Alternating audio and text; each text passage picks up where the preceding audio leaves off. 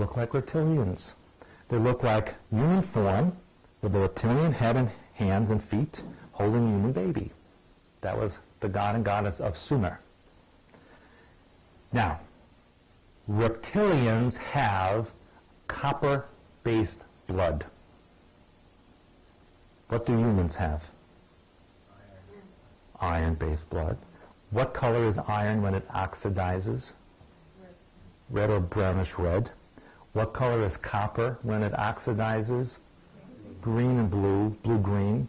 And so, when the reptilians hybridized the certain humans in Sumer, and those became the leaders, they were called the blue bloods.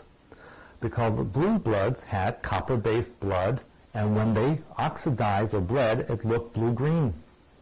So all the elite and all of the goddesses and priests were called blue bloods. That's where the term comes from. That's where the title of my book comes from. Those then spread out, or actually became, Babylon. The Babylonians moved to Khazar, which is in the Caucasus Mountains of what is now Russia. And the Caucasus Mountains gives you the name Caucasian. That's where Caucasian people are supposed to have originated. But they are the descendants of Sumer, the Khazars. Now, interestingly enough, last year an university in Italy did a test of 800 European men, genetic tests. 80% of them came back with ancestry to Khazar, or no matter what country they were from. And the other 20% showed a Middle Eastern background. So in effect, all come from the same place. The Khazar spread out into Asia and Europe and the Middle East, bringing their reptilian-like religion with them. All of the reptilian religions are based on the number 3. The reason it's based on the number 3 is because the reptilians worship a 3-horned god. That's what they worship. That's their symbol. Nimrod and Semiramis, the symbol was a trident. And in Greece, it was also a trident. And in Egypt, what was it? Also, 3-forked object. This went into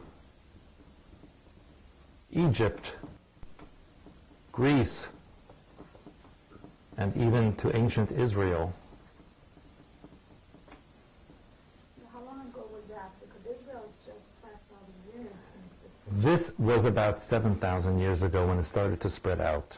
Understand that Atlantis sank in 10,500 BC, approximately, and about 3,000 years later is when this civilization started to emerge because of the hybridization that started to come from underground. And this is what's going on. In fact, where is Afghanistan? Afghanistan is in also the same general region.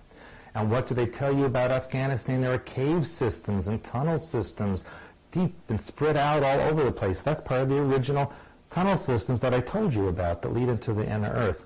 They don't pick a spot by accident. They pick it because it's on purpose. And I'm going to get into that more. Suffice to say, and I'm making a very long story short, in Egypt, this god became known as Osiris and Isis.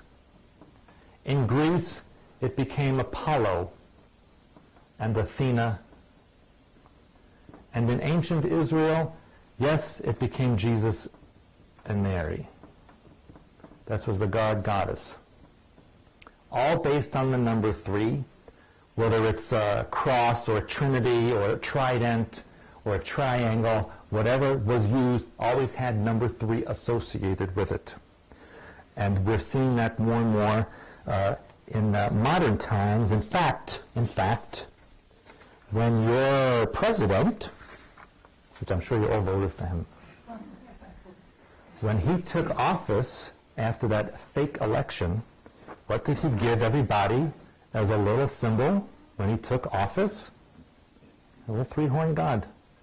And the caption says, I have the original over there, it says, that's a salute. He gave the crowd a salute. That's the three-horned god. His reptilian handlers a salute? He is a reptilian. He's a shapeshifter. I didn't get to that part yet.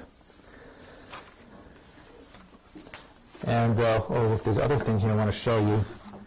The other thing that they do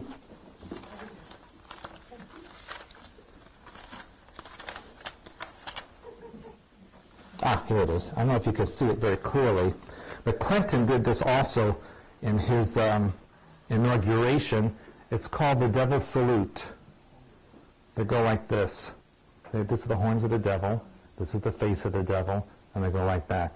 And this is Clinton here doing that. And if you go through every inauguration, there's a picture of every one of the presidents doing this. Every single one of them.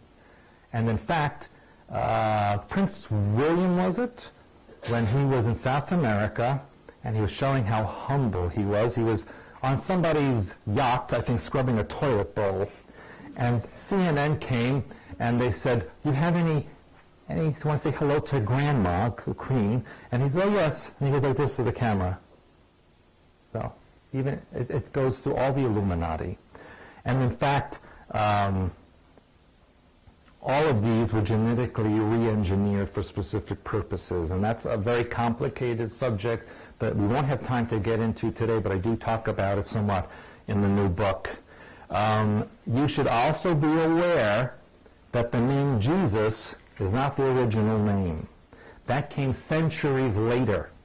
The original name of the person was Emmanuel, and Emmanuel claimed, because he didn't die on the cross, that whole thing was a staged, set-up situation, the crucifixion.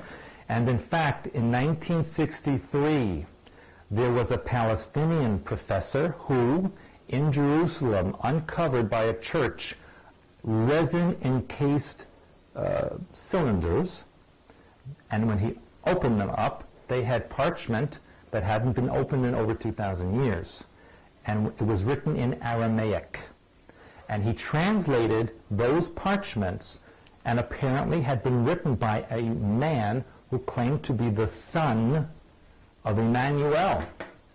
And in those documents it said that Emmanuel married Mary Magdalene and had three children with her, and staged the crucifixion, and was drugged, put up on the cross, taken down, antidote given, and he and the oldest son were sent to India, where his grave can be seen to this very day.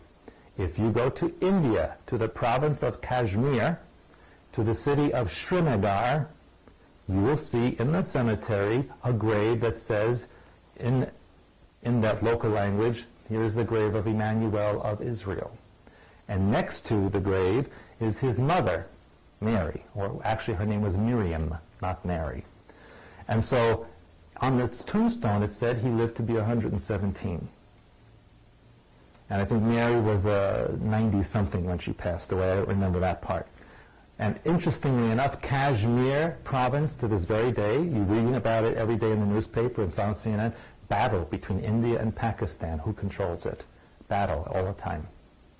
All the spots that are important are under warfare so that you don't go there, so that you don't find out for yourself.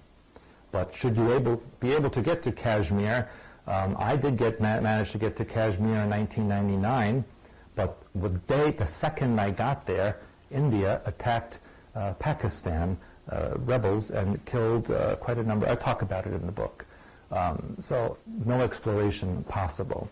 Anyway, Mary Magdalene and the two children went by boat to the south of France, where to this very day the villages in those areas reenact her arrival by boat to this very day.